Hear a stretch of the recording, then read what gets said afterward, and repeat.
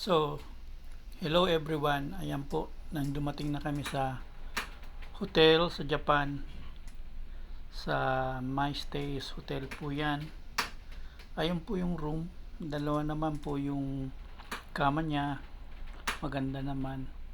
Tapos po, baba muna kami ng mess room para kumain. Nang dumating kasi mga past 5 na po yun. Halos 6 o'clock na.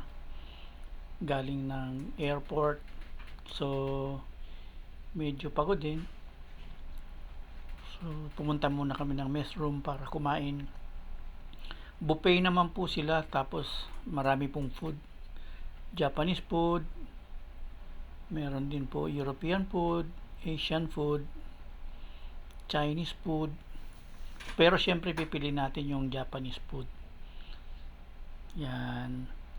Tapos, yung hotel kasi po yan, ano yan, yung dyan din nag-check-in yung mga nag-stopover na mga flight stewardess, yung mga pilot.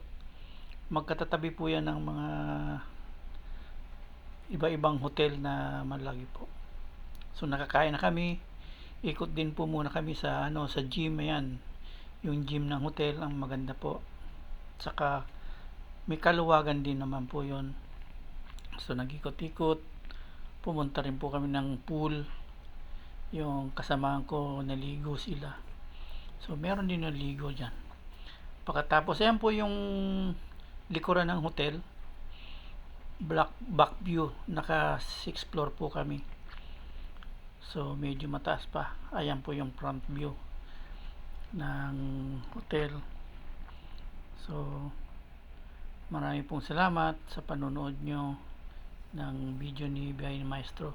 Ayan po, sa may lobby lang din po yan. Thanks for watching.